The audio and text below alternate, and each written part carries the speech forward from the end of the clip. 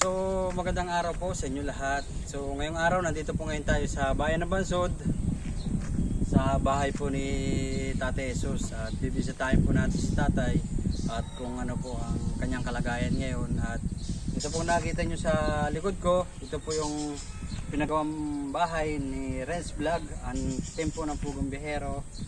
So kamustahin po natin si Tatay ngayong araw. So tara. So, nandito ngayon si Tatay. So, Tatay, kumain na po kayo? Hindi pa po, nagaguli lang po. So, alauna na po ay hindi pa po kumakain si Tatay. Pero, Tatay, ano po itong gulay na ito? Talbos po ng kalabasa. Ay, bulaklak. Bulaklak po. Ito po ang kakainin nyo ngayong araw. Agulayin. Agulayin nyo po. So, wala na po kayong groceries ng extra pagkain po, kundi ito lang po talaga. Opo. So wala na po yung binigay po sa inyo noong nakaraan dahil isang linggo na po ang nakakalipas doon sa last punta po ng Pugong Bihero team dito. Opo. So Tatay, kamusta naman po ang buhay? Ayos din po. So ano po, megit ang bagyo po pala natin ay hindi mo masyadong malakas, no?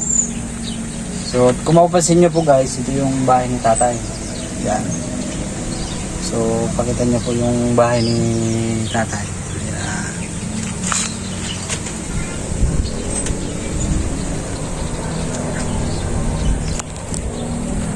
At ayan po. Yan po ang bahay ni Tatay Jesus. Sobrang linis at napakaganda. So, maganda po ang ngiti ni Tatay Jesus sa kanyang bahay. Yan. So Tatay, kamusta naman po yung buhay? Ayos din po. So hindi na po kayo katulad ng dati na Ay, opo, hindi na po. pag natulog po ay nahuntog. Opo, saka isa pa po, pag naulan, nakabayo sa kabilang tabi. Yun. Para pong daga na pagbasa na po yung daga ay nasilong na lang at parang basang-basa. Opo. Dati po tumutulo yung bahay nyo. So ngayon po wala na pong tulo sa sobrang ganda po ng bahay ni Tatay. So ayan po, kung makikita ninyo, sobrang linis po ng bahay ni Tatay. Yan po ang pinagawang bahay ni Renz Vlog. So may gana rin po siya. So sobrang ganda rin tayo ng inyong pintura. So rin na po pala ay kinat-katribo na nung linggo na. Opo. So kamusta naman po ang kunin nyo? Ang pagkain nyo araw-araw. So ikaw po pala ay may pagkain, gulay. Opo. Ano po itong isda nere? Ito po yung kwan. Tambako lo yan. Panghalo, pansamya. So Tatay, magpapasko, paano yun? Anong wish mo ngayong Pasko? Ayan nga ang problema eh. Ang mga anak ko sa Pasko yata, hindi asin maparito. Wala. Sabi ko dun sa ating mga kasamaan, dalawin naman niyo kapag Pasko. Yan sabi ko sa kanila. Kumbaga po, yun lang po yung hiling ninyo. Opo. Pumunta po dito, ano? Bahala na po sila kung halimbawa mayroong dala kahit kaunti, pasalamatan at pag saluhan ko meron. Kumbaga po, kahit pa paano ay yung mga anak ninyo ay mapasyal po kayo dito, ano? Pero alam na po na may bahay kayo dito, na napagawa na po kayo ng bahay. Isa pa lang ho. Yung anak ko lang dito sa labas. Dito sa Anong labas? Diyan po sa palengke. Ano po labas? Pag... Yung magkabing may anak ka labas na anak ka sa labas.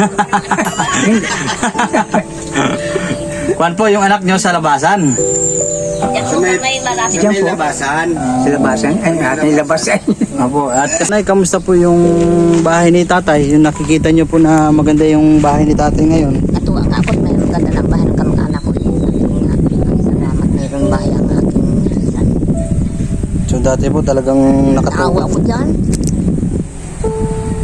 Sobrang tukod na lang po yung nagpapatibay sa bahay ni Tatay noon. Ulan ay nagatutulo. Kamag-anakan nyo po si Tatay. Ang tatay ko at nanay niya, tinambuo. Kumbaga po ay kuwan. Nandito rin po kayo sa bayan ng Bansod. Sa Manaya kami siya.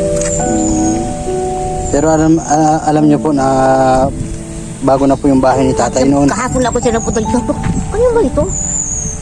Tanong ako kay Manong daw ito. Sabi ko, ang tuwa ko naman, ari, salamat at maganda na ang bahay ng aking kamag-anak. Nagaganda lang ko yan ng mga gulay-gulay. Yun, natinda ko siya ng mga gulay-gulay. Dahil siya, balo na rin ako. Balo na. Ilang taon na po kayo, nanay? 20. 70 na po kayo? 21 kami, ako sa Mayo 19. Balo na rin ako, 12 years na ako na balo. So nagpunta po kayo dito para bisitahin lang si tatay? Hapon ako Dinala niyo po ng gulay? Lang kong gulay. Talagang sobrang supportive po ng kamag-anakan ni Tatay Jesus. So kasama natin din si Kapitan. Yan, so Kap, magandang tanghali po sa inyo. Magandang tanghali din po sa mga vloggers at saka mga taga-suporta ng vloggers na sinabi na nabanggit. So kapusta po Kap, at yung inyong tropa ay bago na po yung bahay ngayon. So ano po yung masasabi? Ay nung una po ay parang ako'y nalulungkot din dahil pag una-una pag umuulan ay umuulan sa labas, umuulan din sa loob. Ay ngayon po naman ay ibang-iba, napakaganda na ng sitwasyon, masarap ang tulog niya lagi. At nakikita ko naman na siya ay laging nakangiti na si tatay ngayon. At may kulang pala. Isa na lang daw ho ang kulang. Ano po? Ano daw po yan? At asawa daw ho, asawa. Tawag siya.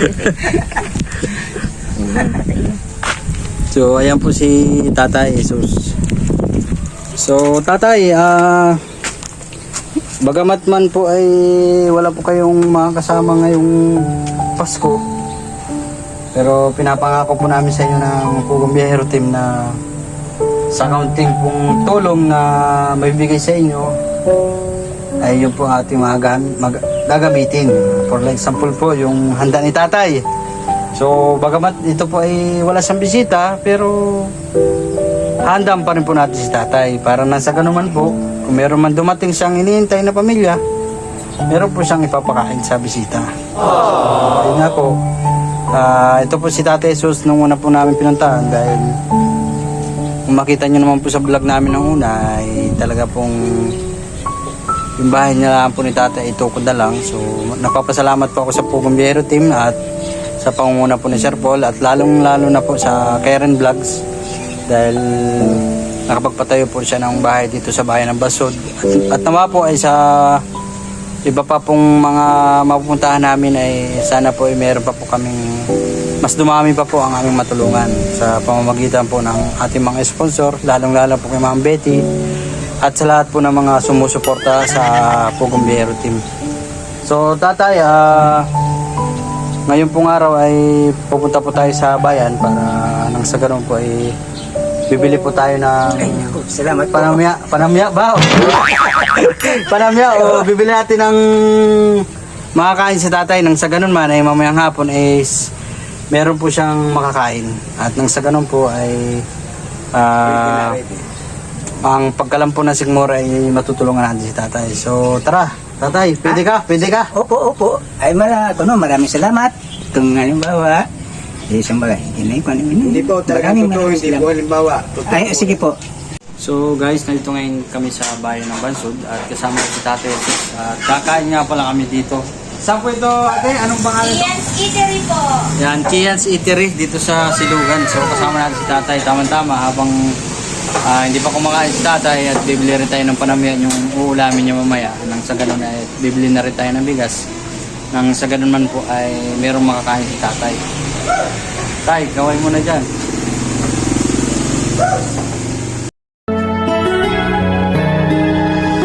Salamat laging nandiyan ka, ikaw ang hero na biyahero. Hanggang sumagip at tulungan ng mga tao. Sana di ka magbago, ikaw ang aming hero. Sa'yo ay may pag-asa, ikaw ang Pugong Biyahero. Ika'y laging nandyan sa oras na kailangan. Kahit ganong kalayo ay handa mong puntahan. Sana Sana di ka mapagod at lagi kang gabayan, at marami pang mga tao ang iyong matulungan. Talaga namang nakakatuwa, isang biyahero na handang tumulong sa mga kapwa. Kahit pa malayo ang mga lugar, di magdadalawang isip na kanyang puntahan. Makatulong sa kapwa, ang laging misyon. Ang gawain ng iba, kanyang inobligasyon. Di inisip kahit na anong maging panahon, umaraw man o umulan, handang tumulong ngayon. Mga hirap na pamilya at iniwan ng asawa, kanyang tinulungan at binigyan ng suporta. Mga binhaan at mga nabagyo, nag-abot ng konting tulong para po sa inyo. Mga batang lansangan, kapag nadaanan, bibigyan ng pagkain na mapagsasaluhan. Pugong biyahero, sana di ka magsawa. Sana marami pa na matulungan na kapwa. Dito ngayon tayo sa Kian Eatery at kasama natin yung mga empleyado nila. And ayan po, kasama natin sila ngayon. At kumain po kami ni tatay dito sa Kian Eatery. Ayan. So, shoutout po sa mga Kian Eatery. Ayan. So hanggang dito na lang po tatapusin yung aking vlog. So ako po ipabalik pa ng Pinamalayan. So dinalaw lang po natin si tatay. At nang sa ganun po ay mabisita ko rin po ang bahay po ni tatay at pinagawa po ni Kuya Renz Vlog. So ayun nga po, maraming salamat sa lahat ng sumusuporta, lalong-lalo na po sa Pugong Biyahero Team at sa pangunguna po ni Sir Paul. At ganoon din po kay Ma'am Betty, sa mga unahan sponsor na lahat po ng tumulong kay Tatay Jesus. Wag lang pong kalimutan, Don Pipi Vlog. Peace out. Tatay.